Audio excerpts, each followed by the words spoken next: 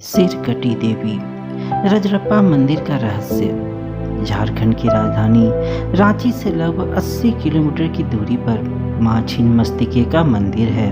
रजरप्पा के भैरवी भेड़ा और दामोदर नदी के संगम पर स्थित मां छिन्नमस्तिके मंदिर आस्था की धरोहर है। असम के कामाख्या मंदिर के बाद दुनिया के दूसरे सबसे बड़े शक्तिपीठ के रूप में विख्यात मां छिन्नमस्तिका या छिन्नमस्तिके मंदिर काफी लोकप्रिय है।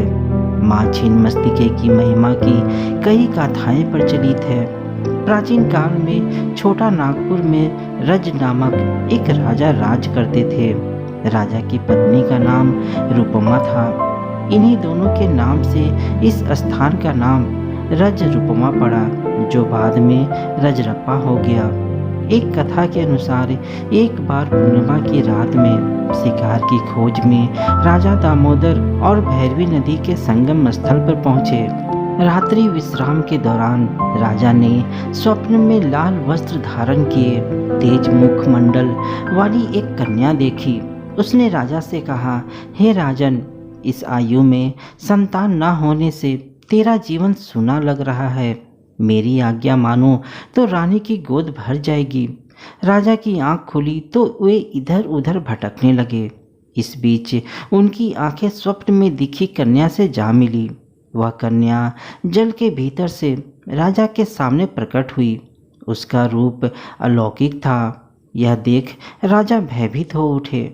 राजा को देखकर वह कन्या कहने लगी, हे राजन, मैं छिन्नमस्तिके देवी हूँ।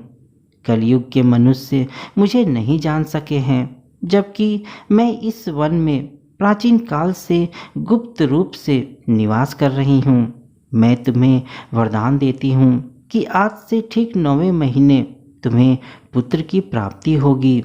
देवी बोली, हे राजन, मिलन स्थल के समीप तुम्हें मेरा एक मंदिर दिखाई देगा। इस मंदिर के अंदर शिलाखंड पर मेरी प्रतिमा अंकित दिखेगी। तुम सुबह मेरी पूजा करो।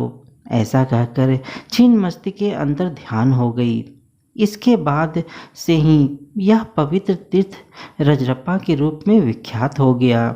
एक अन्य कथा के अनुसार एक बार भगवती भवानी अपनी सहेलियों जया और विजया के साथ मंदाकिनी नदी में स्नान करने गई। स्नान करने के बाद भूख से उनका शरीर काला पड़ गया। सहेलियों ने भी भोजन मांगा। देवी ने उनसे कुछ प्रतीक्षा करने को कहा। बाद में सहेलियों के विनम्र आग्रह पर उन्होंने दोनों की भूख मिटाने के लिए अपना सिर काट लिया। कटा सिर देवी के हाथों में आ गिरा। वह गले से 3 धाराएं खून की निकली। वह 2 धाराओं को अपनी सहेलियों की ओर प्रवाहित करने लगी।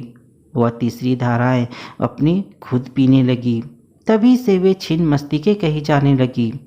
रजरप्पा के स्वरूप में अब बहुत परिवर्तन आ चुका है। तीर्थ स्थल के अलावा यह पर्यटन स्थल के रूप में भी विकसित हो चुका है। आदिवासियों के लिए यह त्रिवेणी है। मकर संक्रांति और नवरात्रि के मौके पर लाखों श्रद्धालु आदिवासी और भक्तजन यहाँ स्नान करने तथा चरण स्पर्श के लिए आते हैं। तो बोलो, जय माँ छिन्नमस्तिके।